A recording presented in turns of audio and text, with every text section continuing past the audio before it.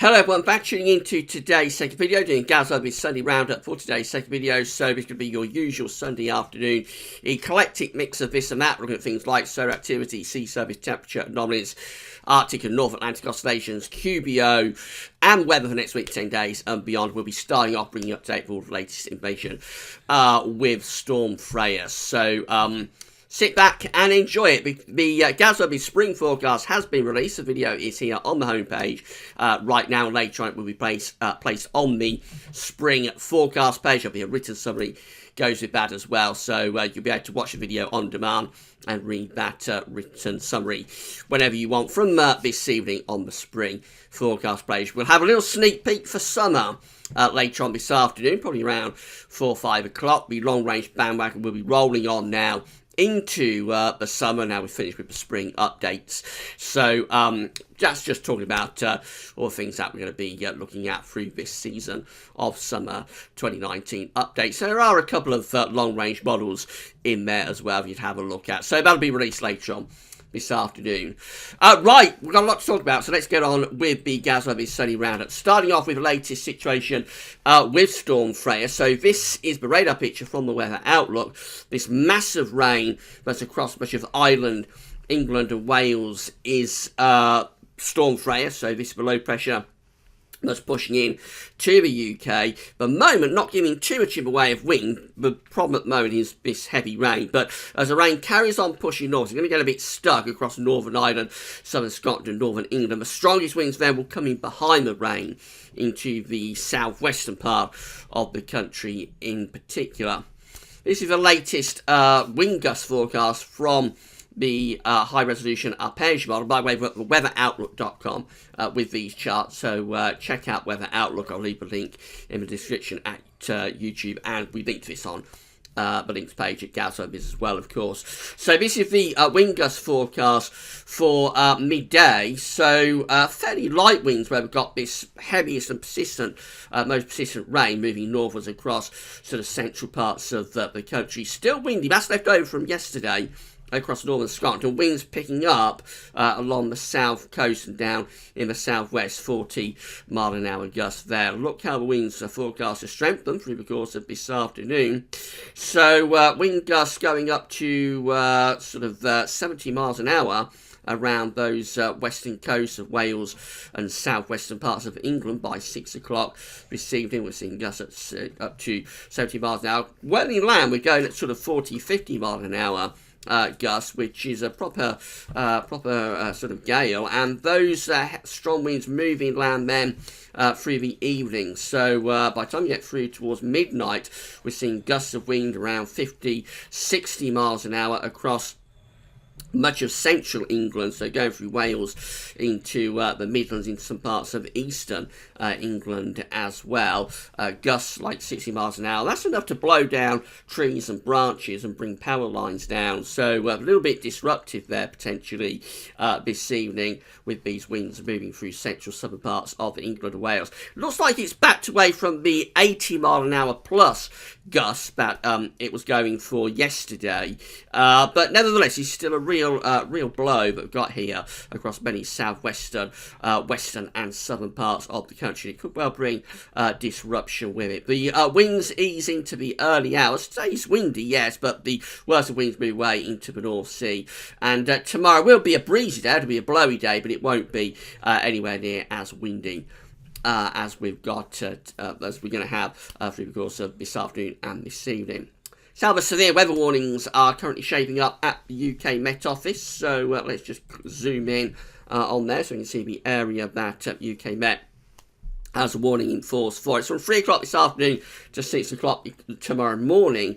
It covers much of northern England down into Wales, southwestern England, through the Midlands and into parts of sort of Yorkshire, Lincolnshire and East Anglia. The far southeast looks like you escape the worst, and much of Scotland and Northern Ireland. Although it's very windy across Scotland at the moment, winds will ease there and you'll escape the worst of Storm Freya up in the north. The UK Met are saying that Storm Freya will bring very strong winds with some travel disruption and possible dangerous conditions late Sunday and into Monday.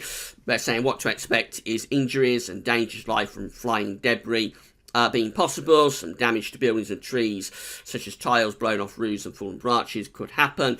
Road, rail, air and ferry services may be affected, with longer journey times and cancellations possible. Some roads and bridges are likely to close. Power cuts could occur, with the potential to affect other services, such as mobile phone coverage. Injuries and danger to life could occur from large waves and beach material being thrown up onto seafronts, coastal roads and properties. So, I mean, it's a pretty nasty event, this, and we haven't had a great deal of wind, of course, through the course of this winter. So we haven't had many storms. So we're not really used to dealing with these windstorms this winter. So a little bit unusual in terms of how the winter has been up to this point. Of course, now we're into the early spring, but it was a very quiet winter overall with a lot of high pressure. So if you're off out and about, keep an eye on the UK Met Office severe weather warnings for late this afternoon, this evening and overnight. There could be some quite nasty and disruptive weather coming up, particularly in the west and the southwest, I think, but also moving inland overnight tonight. You will hear the windows rattling, I think, through parts of Midlands and up into the south of northern England as well. So just keep an eye on how things are developing through the course of this afternoon. Right, so we'll have a look at solar activity next. This is a solar disk on our side of this today from solarham.net. We are spotless, no sunspots whatsoever on the solar disk. Solarham is telling us that we're likely to stay without sunspots for the next 3 days. So solar activity is at very low levels, and it is forecast to remain at very low levels for the next 3 days at least. We haven't got the solar tracker again today. The solar tracker will be back next week, I can promise you that. We have got this, though. It's been sent through by a good friend Richard Trott. So this is just a summation, really, of where we are at the moment. So daily, we see that the sun is blank. There's no sunspots at all at the moment. And it does tell us this, how we are looking for the year. So that's 2019 just there. So far for 2019, we've had 45 days without any sunspots. The current stretch is 30 days, by the way, without any sunspots. And that covers the full calendar month of February. So the entire month of February did not have any sunspots whatsoever, which is the first time that's happened in this solar minimum. I think that we've stretched together a full calendar month without any sunspots. So we've got a 30-day stretch currently without any sunspots. We're up to 45 days without any spots for 2019, and that is at the moment 74% of the year. 74% up to this point of 2019 has been spotless, no sunspots at all. Last year, 2018, we had 221 days, 61% of the year without any sunspots. So you see how we're progressing into solar minimum with this. I mean, like in 2015, there were no days, 0 days without sunspots. So every day in 2015 had sunspots. 2016, we have 32 days that don't have any sunspots. That increases to 104 days in 2017. So you see how it's progressing into solar minimum. 2018 has 221 days, 61% of the year without any sunspots, and that takes us to 2019. So far, we've had 45 days, including a 30-day run and a full calendar month of February, 74% of the year without any sunspots at all. And what this shows us that we are pretty much at solar minimum. If we go down to the last solar minimum year, which is 2008, just here we see that in 2008 there was 268 days, 73% of the year had no sunspots, were spotless on the sun. So around 70%, 73, 74%, that's kind of like what you're going to see when you're at solar minimum. So it does look look increasingly likely that 2019 could well be the solar minimum year. We know we're in solar minimum at the moment. We won't know when we come out of it until we have moved into the next solar cycle. That might take a little time. It might not be until 2020, but we actually go into solar cycle 25, the next solar cycle. But it does look as though we are pretty much at a solar minimum now, with these long stretches without any sunspots at all on the solar disk. And the reason we're looking at this, of course, is that there's a connection between having no sunspots, having quiet solar activity, being around solar minimum, and getting an increased risk of northern blocking over the North Pole, and blocking in the winter is a route to getting cold air out of pole and down into mid-latitude. So our colder winters tend to coincide with solar minimums, and particularly just after solar minimums. So actually the first 2 or 3 winters at the beginning of solar cycle 25 will probably be our best chance of getting colder winters coming along. But it's not a guarantee of anything. Every winter is unique and individual unto itself, so it just loads the dice a little bit in favour of a colder winter when you're at or just after solar minimum. But all the other things like El Nino and so on will be important. So if you're at if you've got a solar minimum winter, but you've got a super El Nino going on, then the super El Nino will probably still override everything else, and you'll still have a mild winter. So every winter is unique, and you have to factor that in. But it does increase the chance, anyway, of getting more northern blocking when you're around or after solar minimum. The GWV Solar Tracker will return next week, and a big thank you to Richard for sending that through. Right, this is how things are looking in terms of the oceans, or this is how things were looking last week in terms of the oceans. This is from NOAA. So we've got our 3 areas of interest. We've got the ENSO region just there. We've got the Northern Pacific Ocean just here, and then we've got the Atlantic Ocean over there. So that's how things were looking with the oceans when we did last week's GWV Sunday Round-Up. This is the very latest with the oceans. So let's do with the ENSO region first of all. We are continuing to see signs that the El Nino is increasing a little bit. Again, that's how things were looking in the equatorial Pacific Ocean last week. This is the latest. You see, things are warming through the ENSO region, particularly in the eastern part of the equatorial Pacific, over towards the Peruvian side. We have got a definite warming of the ocean taking place here, and this is in response, I think, to the crash of the Southern Oscillation that we saw a few days ago. More on that in a moment. Though we did see very strong negativity of the SOI, and that has allowed the atmosphere to start to couple with the ocean to begin to increase those warmer sea surface temperature anomalies. So at the moment we are increasing the El Nino signal, which is very unusual for February. Normally February would be a declining El Nino month, and the same is true for La Nina. These events tend to peak around Christmas, and then through January, February, March, April you will tend to decline back to ENSO neutral. So very unusual for February to be like a powering up of the El Nino signal. That is quite unusual indeed, and we'll have to wait and see where that's going. It has happened at times. Sometimes it does happen, but it is quite unusual.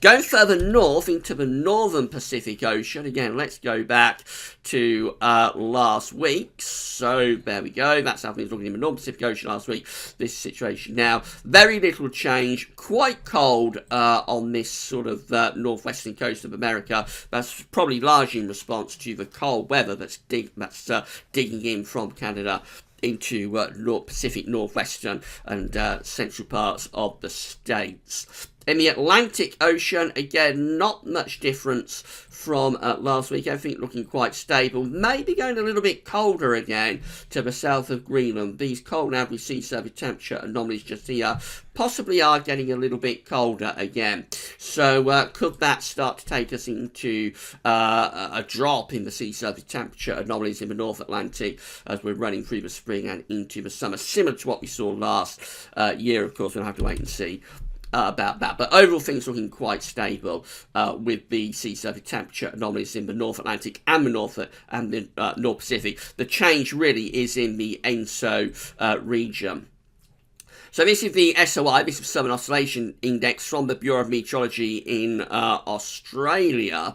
And what we're looking at with this is the daily SOI return. So as I say, around sort of a couple of weeks ago, we did have a real collapse, a real crash of the SOI. We're getting very negative numbers indeed. For example, on the 17th of February, going down to minus 29.88, and on the 18th of February, going down to minus 35. 19th of February goes down to minus 43. These are extreme negative SOI numbers. The SOI is just an index that's reflecting the state of the atmosphere. It's measuring the barometric pressure between Darwin and Tahiti in the Southern Ocean.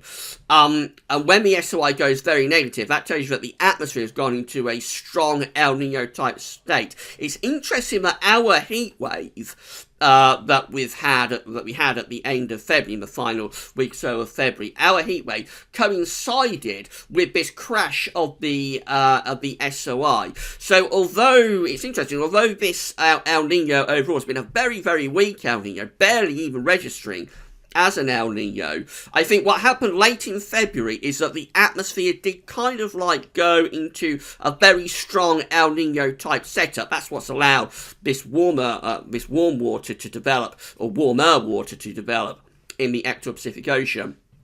But the atmosphere, I think, went into a very strong El Nino type setup, even though the event itself has been a very weak event. And as that happened, I think that could account potentially for some of the extreme warmth that we had late on in February. We know that when we have these really strong El Nino events, such as 2015-16, so December 2015 was exceptionally mild, and also going back to 1998, February 1998 was very warm as well. So we know when we have a very strong El Nino, it does tend to coincide with increased warmth in the winter for the UK. We haven't had a very strong El Nino, but we did have this crash in the SOI where the atmosphere just for a while went into a strong El Nino type state, and I reckon that could account for some of that extreme warmth that we had back towards the final week to 10 days or so of last month. Where we are right now with the SOI is just here. So the SOI is still negative, but nowhere near as negative as it was back around a couple of weeks ago. So, for example, yesterday, 3rd of March, the SOI is coming in at minus 5.22. That's kind of like weak El Nino atmospheric setup. 2nd of March comes out at minus 3.30. We actually had a positive day with the SOI on the 1st of March at plus 4.79. But these returns are much more what you'd expect with a weak El Nino, such as we've had. So we'll wait and see whether we get any more crashes in the SOI. But at the moment, the SOI looks like it's returning to a more sensible type state, really, more what you'd expect with the position of the equatorial Pacific Ocean. So anyway, that's how the SOI is looking right now. QBO, quasi-biennial oscillation, is in for February. So again, this is just a reflection of the atmospheric state. This time it's looking at the strength of zona westerlies across the northern hemisphere. So when the SY is in its negative phase, when the QBO, I should say, is in its negative phase, a quasi-biennial oscillation, you will be in an easterly QBO. So negative numbers here, they're easterly QBOs, and the zona westerlies therefore are weakened. When you have positive numbers, positivity of the QBO, then you're in a westerly phase of the quasi-biennial oscillation, and the zona westerlies will be strengthened. This winter has been an increasing westerly QBO winter. So we come down to 2018 last year. We start the year with a strong easterly QBO going on. We've got these very negative numbers, minus 19.02, minus 19.37, minus 19.77. So we start 2018 with a strong easterly QBO and a weakening of the zonal westerlies. That eastern QBO reached its peak through the summer, and then as we went through the autumn and into the start of the winter, we see the QBO starting to transition from easterly to westerly. So by the time you get through to December, we've gone to plus 8.05, proper westerly QBO. That continues into 2019, so January came out at plus 9.02, and February comes out at plus 9.25. So at the moment, the QBO, westerly QBO, is not strengthening. It's kind of like stable in a westerly QBO phase. We will see this strengthening further over the next few months. So as we go through the spring, this of course is going to be March's QBO number just here. This is going to be April's, this will be May, that will be June, that will be July, and that will be August. And through this period, we are likely to see the westerly QBO strengthening, although it is stable at the moment around plus 9. We will see those numbers getting more positive over the next few months. So this spring is going to be a strengthening westerly QBO spring, and the summer will be a strengthening westerly QBO summer as well. That will be one of the things that we'll look at, of course, in the summer updates, what summers are like when you've got a strengthening of the westerly QBO. So that was how the number came out for February anyway, and it was positive 9.25, telling us that the westerly QBO, as you would expect, continues. Arctic oscillation next. So again, this is just an index that's reflecting the state of the atmosphere. This time we're looking at the Arctic, the North Pole. So when the Arctic oscillation is in its negative phase, you'll tend to have high pressure blocking up over the North Pole. When the Arctic oscillation is in a positive phase, you'll tend to have low pressure up over the North Pole. The Arctic oscillation is very strongly positive at the moment. So the black line tells us where we've been with the AO. The red line's at the end where the GFS ensembles are forecasting the AO to go. That's where we are right now. We are in a strongly positive phase of the Arctic oscillation, and we are forecasting to remain in a strong phase of the positive AO through the next few weeks as well, by the GFS ensembles next couple of weeks. So we'll actually see it strengthening a little bit as we go into the second week of March, before possibly around middle of the month, this is mid-March just here, possibly a bit of a decline in the AO taking place then. No evidence of any particular negative phase of the Arctic oscillation, but it does look as though this very strong positive phase of the AO might begin to ease a little bit as we go into the middle of March. But this does tell us that westerlies are likely to be strengthened, because when you've got a strong positive AO, it's one of the things that does coincide with an increase in the polar vortex, and an increase in the strength of the polar vortex will tend to power up the westerlies, particularly when you've got the North Atlantic oscillation also looking positive. So this is the NAO observed and forecast chart. Again, same idea. Black line tells us where we've been with the NAO. Red line's at the end where the GFS ensembles are forecasting the NAO to go. This time it's an index that's reflecting the atmospheric state in the North Atlantic. So all of these indexes, they don't drive anything, they just tell you what the atmospheric state is. So throughout this winter, really right from the very start of it, this has been a positive NAO winter. We are still positive. We can see that from where the black line is just there. We're still positive with the NAO, and for the next couple of weeks, the GFS ensembles are keeping the NAO positive as well. It's been a very, very long period of positivity of the NAO. I have to say, at some point soon, you will think this is going to have to go negative just by law of averages, because this can't go on indefinitely, this long NAO run, positive NAO run. So at some point it's going to have to change, but certainly in the next couple of weeks, no sign of it, and up to the middle of March, it looks like we're keeping the NAO in positive territory. And at the same time, that's coinciding with the AO being positive. So this is a really strong signal for powering up the westerlies. The westerlies are going to power up by the look of it.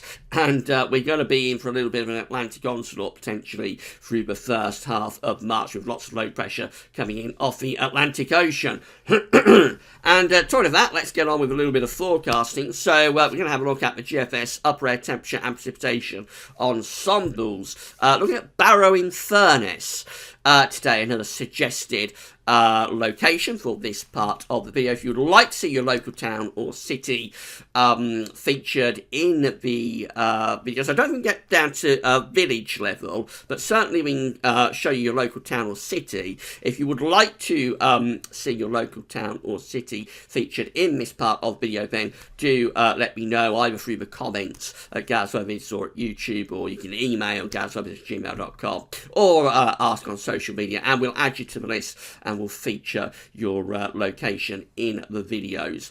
So Barrow in Furnace today. Now I'm not sure what's gone wrong here at the start of the chart. You'll see these lines just here. I'm not sure what's going on there. Some sort of error within the data, I would assume. So you go from around here, from around the 7th of March. At this point, we're looking pretty cool. Temperatures generally below average for Barrow in Furnace. The red line, of course, is a 30-year upper air temperature average. So temperatures a little bit below average, quite cool. Not particularly cold, but certainly cooler, a little bit cooler than average. Although it is a bit up and down as well. There is a bit of a zonal sine wave in evidence. But overall, temperatures a little bit cooler than average for Barrow in Furnace. And also very unsettled. Lots of precipitation spikes coming through. And if we could see the first part of this graph, if we could see this period just here, so the next sort of 3-4 days, that would also look pretty wet as well. So generally cool and generally very unsettled and wet is the scene through the first half of March. As we know, been looking at this, talking about it in videos over recent days, we know this has been the trend for quite a while, but there's no change really with the GFS today.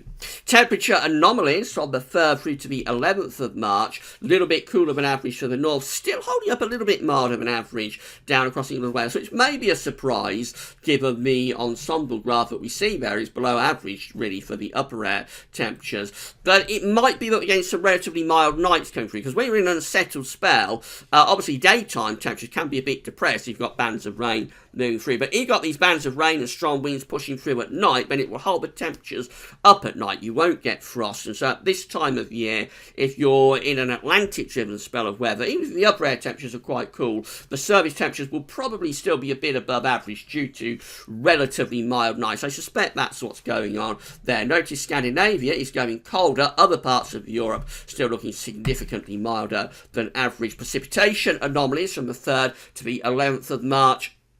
Above average, particularly so for England and Wales. This looks like a particularly wet spell for England and Wales, telling us that the jet stream is probably on a bit of a southerly track compared to normal, because it doesn't look as wet for Scotland and Northern Ireland. But much needed and very useful rain coming up from the 3rd to the 11th of March. Look at that temperature anomaly for America. Very, very cold still across those Midwestern northern states. Winter really digging in still across the north of America, and many of the eastern parts of America, where it was quite warm through February, they've gone colder as well over in the east of the state. So really does look like a very cold scene for much of America. You have to go down to the very far southwest to find anything warmer than average. Otherwise, winter is still biting big time across many parts of America. Quite unsettled too. Generally, most states away from the far south and southwest are having above average precipitation, and you would assume that a lot of that with colder average temperatures is likely to be snow. So it's a really wintry scene over in America. This is how the midnight run of the GFS was looking, came back close to home. So on Wednesday, we've got low pressure moving up from the south. That's going to bring a very wet day potentially to England and Wales on Wednesday. Could be a bit of a washout. That low pressure sitting in the North Sea. On Thursday, midnight Thursday, putting down a strong and cold northerly wind. There'll be heavy rain, maybe a little bit of hill snow through the middle part of the week as well. Conditions just ease a little bit towards the end of the week. Get a couple of drier days perhaps, although showers are still likely Thursday to Friday. But then more low pressure is coming off the Atlantic into next weekend. So this Atlantic onslaught continues through today 10. Looks very unsettled. In fact, look at that low pressure deepening like mad on day 10, Wednesday the 13th of March. That'll be a real storm barreling in from off the Atlantic. Really severe gales with that. And as that low pressure moves into the North Sea, we pull down down this cold northerly wind for Thursday, the 14th of March. That could bring snow to many northern parts of the country, where you wouldn't rule out a little bit of snow, even down in the south, I wouldn't have thought with that. We keep that northerly wind going through the middle of March, so maybe a mid-March cold snap showing up here before we return back to westerlies by the 17th, and that's how we look on Tuesday the 19th, as far as we can go with the GFS run. Has high pressure to the south, low pressure to the north, so we're back to more of a westerly flow. It's quite a bit milder, but still you would think a relatively unsettled scenario, particularly for northern parts of the country. That's a midnight GFS run. This is the 6 o'clock GFS. Again, there's that low pressure on Wednesday, could bring a really wet day to much of England and Wales on Wednesday. We're into northerly winds on Thursday, so quite chilly, but it does turn a bit drier Thursday to Friday. We'll be able to dry out a little bit in the second half of the week before more low pressure comes back in off the Atlantic next weekend. Particularly for northern parts of the country, looking quite wet. Moving up towards day 10, again, we've got a deep area of low pressure around the country. So this deep area of low pressure around the 12th, 13th of March needs watching. GFS is quite keen on it and is whipping it up into a real storm. That would be a named storm if it came off. That low pressure moving into the North Sea, pulling down those cold northerly winds again, and just keep low pressure coming. Look at this, into the extended range. This is the 15th of March. More low pressure is in off the Atlantic, so very unsettled first half of March, and we finish up unsettled with the 6 o'clock GFS run.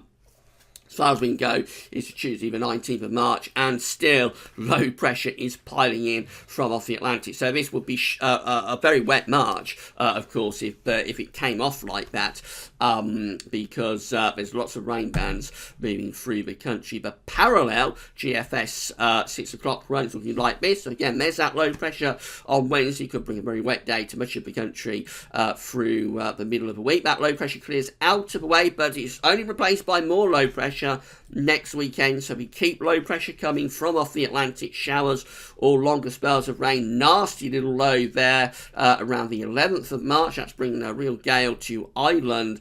That moves away and we start to pull down cold northerly winds. So that's the mid-month storm and cold snap. That low pressure just there comes in a little bit earlier with the parallel GFS run compared to the two operational GFS runs we were just looking at. It comes in on the 11th of March, and so by the time you get through to day 10, we're actually into this cold northerly wind, and then the parallel GFS run is keeping things quite cold. Actually, it's digging these areas of low pressure from the jet stream down into France and Spain, and it actually turns the winds into the east as we move to the 15th of March. So quite a cold parallel GFS run showing up here, and we keep things looking quite cold and quite unsettled with the parallel GFS going right to the end of it. That is Tuesday the 19th of March, as far as we can go. Still these areas of low pressure are coming in off the Atlantic, so this is a prolonged spell of unsettled and quite cold weather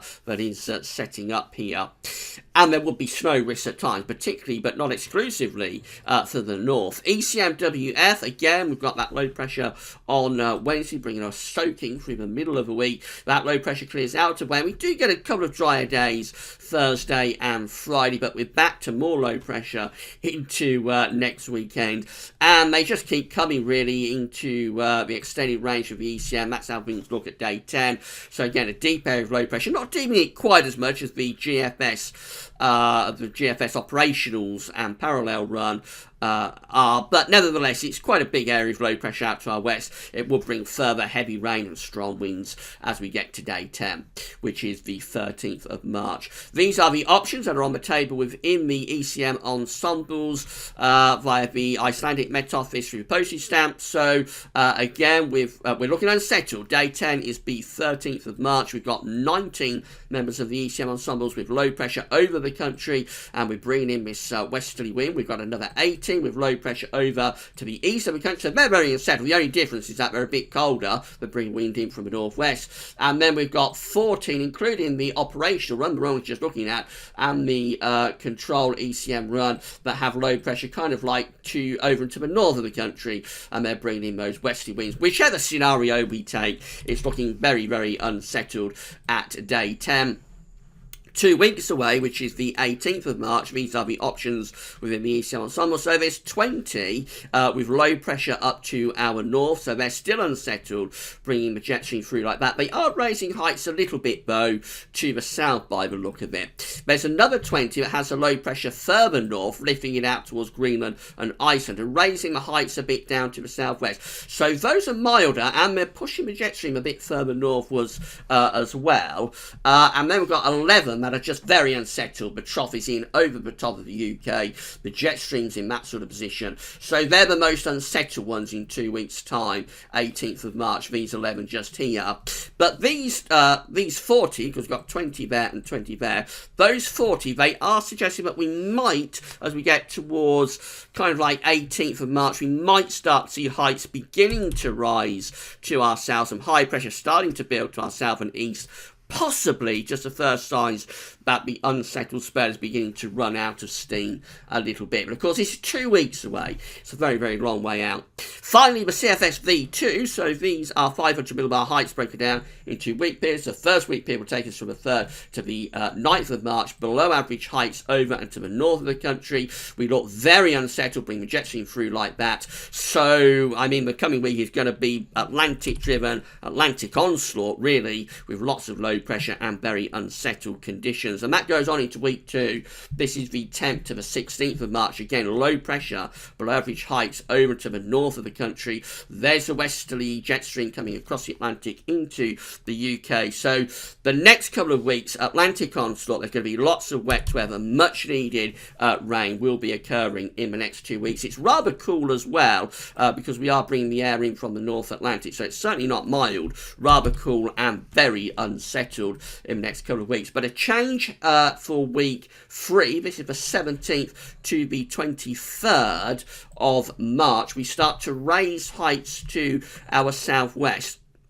So the low pressure begins to lift out up to the north. We begin to get some ridging building down to southwest, which is probably still quite cool. The air will still be coming from a northwesterly direction, but it would be drying out. It would be turning a little bit more settled, I should say.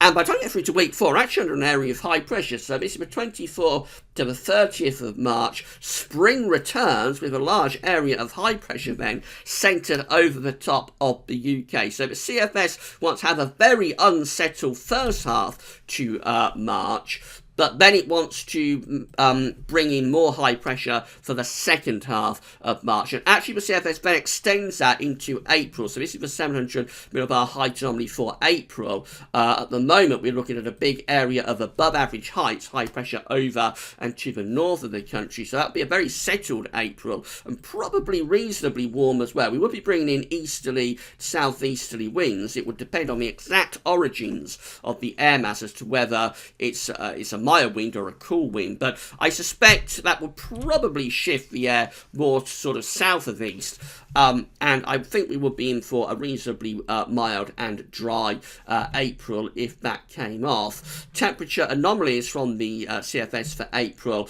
close to or a bit above average. Most parts of Europe are looking milder than average as well. Precipitation anomalies close to average once again. So it looks as though the trend is certainly very, very unsettled through the first half of March, and then possibly we'll be looking, I think we'll be looking at this through this week's videos, possibly looking for some high pressure to begin to start to build to the south and southwest as we get through towards the second half of March. Finally, if you would like to become a patron for Gaz Service, if you're enjoying the updates and would like to support website financially, then you can become a patron for Gaz Service. You just come to the Gaz Service Patreon page, sign up for a Patreon account. Got 59 patrons so far. Hello to all of you. Hope you're enjoying the videos.